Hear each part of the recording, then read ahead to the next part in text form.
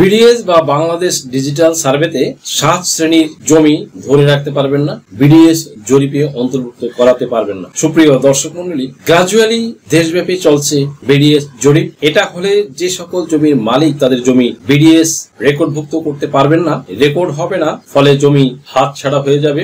সেই বিষয়ে বিস্তারিত ডিসক্রাইব করব। বিডিএস রেকর্ড সম্পর্কে দুটি কথা না বললেই নয়। বিডিএস জরিপের এলাবোরেশন হচ্ছে বাংলাদেশ ডিজিটাল সার্ভে, বাংলাতে যার পূর্ণাঙ্গ নাম হচ্ছে বাংলাদেশ ডিজিটাল সার্ভে। সুপ্রিয় দর্শক মন্ডলী, বিডিএস জরিপ হচ্ছে অপেক্ষাকৃত স্বল্প সময়ে নির্ভুলভাবে ডিজিটাল পদ্ধতিতে ভূমি জরিপ করার জন্য ডিজিটাল সার্ভে, স্যাটেলাইট, ড্রোন তথা ইউএভি এবং গ্রাউন্ড কন্ট্রোল স্টেশনের সমন্বয়ে সর্বাধুনিক প্রযুক্তি ব্যবহার করা হবে।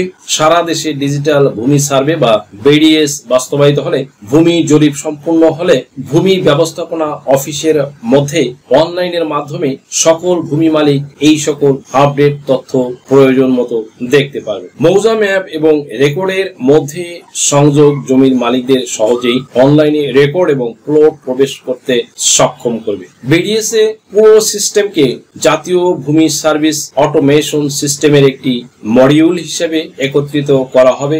এই প্রকল্পের অধীনে নির্ধারিত জিও রেফারেন্সড মৌজা মানচিত্র ভূমি ব্যবস্থাপনা অটোমেশন প্রকল্পে প্রদান করা হবে। জমি বিক্রির পরে জমির নাম পরিবর্তনের সঙ্গে সঙ্গে মানচিত্রে সীমানাও বদলে যাবে, জমির মালিকানার নামও বদলে যাবে।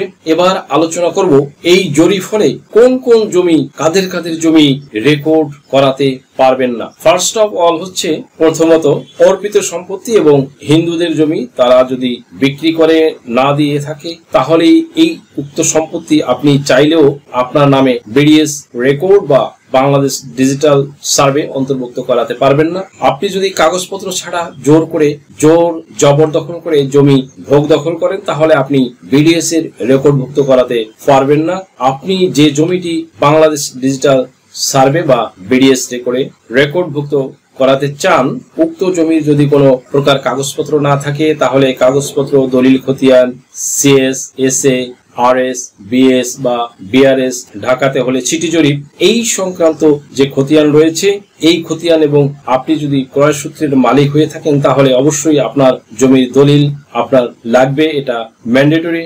এন্ড দেন হচ্ছে দলিলের পরবর্তীতে আপনার নামে অবশ্যই গ্র্যাজুয়ালি জমিটির পূর্বের রেকর্ড থাকতে হবে, তাহলেই কেবল এই উক্ত জমিটি আপনি আপনার নামে বিডিএস রেকর্ডে রেকর্ডভুক্ত করাতে পারবেন। আদালতে যদি কাগজপত্র না থাকে, কাগজপত্র ছাড়া যদি শুধু আপনি জবরদখল করে ভোগ দখল করে পেশি শক্তির বলে ভোগ দখল করে আসতে থাকেন তাহলে উক্ত জমিটি আপনার নামে বিডিএস রেকর্ডে রেকর্ডভুক্ত হবে না।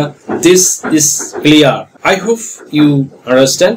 সেকেন্ড থিং, দ্বিতীয় পর্যায়ে সেটি হচ্ছে যে জমিটি আপনি বিডিএস রেকর্ডে রেকর্ড করাতে পারবেন না, সেটি হচ্ছে সরকারি কোনো প্রতিষ্ঠানের জমি, যেমন সে ফর লাইক ধরুন হচ্ছে রেলওয়ের জমি, তারপরে হচ্ছে ওয়াসার জমি, পানি উন্নয়ন বোর্ডের জমি, গভর্নমেন্ট রিলেটেড যত সরকারি প্রতিষ্ঠানের জমি রয়েছে, উক্ত জমি যদি আপনি ভোগ দখল করে থাকেন এবং আপনি যদি প্রতারণামূলক ভাবে কোন রকম ভুয়া কাগজপত্র তৈরি করে জমি ভোগ দখল করে থাকেন তাহলে উক্ত জমিও বিডিএস বা বাংলাদেশ ডিজিটাল সার্ভেতে রেকর্ডভুক্ত হবে না, বাদ পড়ে যাবে। এন্ড দেন হচ্ছে যে থার্ডলি বা তৃতীয় যে জমিটি আপনি বিডিএস রেকর্ডে রেকর্ডভুক্ত করাতে পারবেন না সেটি হচ্ছে সহ অংশীদারের বঞ্চিত করে আপনি জমি যদি নিজের করে নেন, দ্যাট মিনস আপনার ভাইকে বা আপনার বোনকে যদি বঞ্চিত করে, ডিপ্রাইভ করে, যদি তাদেরকে ন্যায্য অংশ না দিয়ে আপনি যদি ভালো অংশ বা বেশি অংশ বা নিজের নামে করে নেন, যেমন আপনার সহ অংশীদাররা আপনাদের উত্তরাধিকারী সূত্রে আপনি যদি সম্পত্তির মালিক হয়ে থাকেন কিংবা যৌথ সম্পত্তি ক্রয় করে মালিক হয়ে থাকেন কিংবা আপনারা কয়েকজনে মিলে কোনো সম্পত্তি ক্রয় করে মালিকানা অর্জন করে থাকেন এবং ওই ক্ষেত্রে সহ অংশীদারের মধ্যে কোনো বন্টন সঠিকভাবে না করেন, অতঃপর যে জমির ভ্যালু বেশি ওই জমি যদি আপনি নিয়ে নিন এবং আপনার সব অংশীদারকে যে জমির মূল্যমান কম ওই জমি অন্য উত্তরাধিকারীদের দিয়ে রাখেন তাহলে আপনার উক্ত জমিটিও আপনি আপনার নামে রেকর্ড করাতে পারবেন না, কারণ উক্ত জমির প্রত্যেকটা দাগে কিন্তু প্রতিটি অংশীদার মালিক তাই সহ অংশীদারকে বঞ্চিত করে বা ডিপ্রাইভ করে আপনি জমির মালিকানা অর্জন করলে উক্ত জমিটিও আপনার নামে রেকর্ড করাতে পারবেন না। আফটার দ্যাট চতুর্থ যে জমিটি সেটি হচ্ছে আপনি আপনার নামে রেকর্ড করাতে পারবেন না, সেটি হচ্ছে সরকারি খাস জমি। আপনি সরকার থেকে যে জমিটি বন্ধক এনেছেন বা লিজ এনেছেন, উক্ত জমি যদি আপনি অন্যত্র বিক্রি করেন তাহলে যিনি জমিটি ক্রয় করবেন তিনি কিন্তু ওই বন্দোবস্তকৃত জমি ক্রয় করার কারণে তাহার জমিটি তিনি বিডিএস রেকর্ডে বা বাংলাদেশ ডিজিটাল সার্ভে তার জমিটি রেকর্ডভুক্ত করাতে পারবেন না।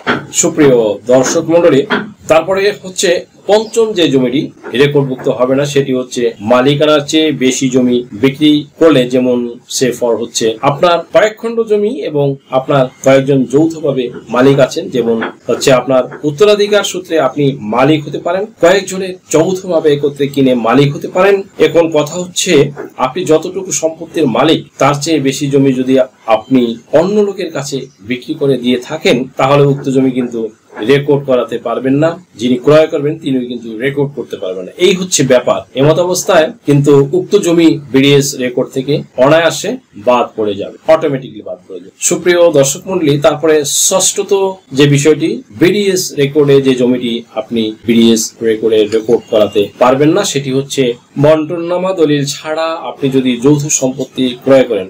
এই বিষয়গুলো কিন্তু এর আগে অনেক ভিডিওতে অনেকবার আমি উল্লেখ করেছি, আপনারা হয়তো ভিডিওগুলো দেখলে খেয়াল করে থাকবেন যে সে দ্যাট বন্টননামা দলিল ছাড়া যদি আপনি যৌথ সম্পত্তি ক্রয় করেন তাহলে উক্ত সম্পত্তি ও আপনি আপনার নামে রেকর্ডভুক্ত করাতে পারবেন না। কারণ হচ্ছে যে কোনো যৌথ সম্পত্তি যখন আপনি ক্রয় করবেন তাহলে অবশ্যই তাদের কাছ থেকে জমির চেইন অফ টাইটেল এর সাথে একটি বন্টননামা দলিল নিয়ে নেবেন, কারণ বন্টননামা দলিল ছাড়া যখন আপনি সম্পত্তি ক্রয় করবেন উক্ত সম্পত্তি আপনি যখন রেকর্ড করতে যাবেন তখন বাকি অন্য অংশীদাররা আপনার ওই রেকর্ডের এগেইনস্টে কমপ্লেইন বা অনাপত্তি বা অবজেকশন করতে পারে।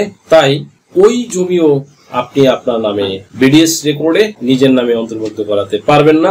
এট লাস্ট সপ্তমত যে জিনিসটি আপনি রেকর্ড করাতে পারবেন না সেটি হচ্ছে ওসিয়তনামা দলিল, কেননা এর কিছু নিয়ম রয়েছে। সে ফর কোন ব্যক্তি তার মোট জমির 3 ভাগের 1 ভাগ ওসিয়ত করতে পারবে, কারণ হচ্ছে যে আপনি যদি উইল করে কোন সম্পত্তি দেন 3 ভাগের 1 ভাগের বেশি জমি কাউকে ওসিয়ত বা উইল করেন তাহলে উক্ত জমিও আপনি বিডিএস রেকর্ডে রেকর্ড করাতে পারবেন না, কারণ হচ্ছে তিনি যে 3 ভাগের 1 ভাগের বেশি জমি ওসিয়ত করে দিলেন বা যে অংশ তার অন্য অংশীদার বা অন্য ওয়ারিশরা পাবেন তাদের অংশ কিন্তু ওই বিডিএস রেকর্ডে আপনি রেকর্ড করাতে পারবেন। সুপ্রিয় দর্শক মণ্ডলী, আশা করি বুঝতে পারলেন যে কোন 7 ধরনের দলিল বিডিএস রেকর্ড থেকে বাদ যাবে, জমির মালিকরাও বাদ যাবে, জমিও বাদ যাবে রেকর্ড থেকে। সো ভিউয়ার্স, আশা করি ভিডিওটি থেকে আপনারা সামান্যতম হলেও উপকৃত হয়েছেন। যদি ভিডিওটি আপনাদের সামান্যতম উপকার আসে তাহলে রিকোয়েস্ট করব চ্যানেলটি লাইক, শেয়ার, কমেন্টস এবং সাবস্ক্রাইব করে পাশে থাকা বেল বাটনটি প্রেস করে দিন যাতে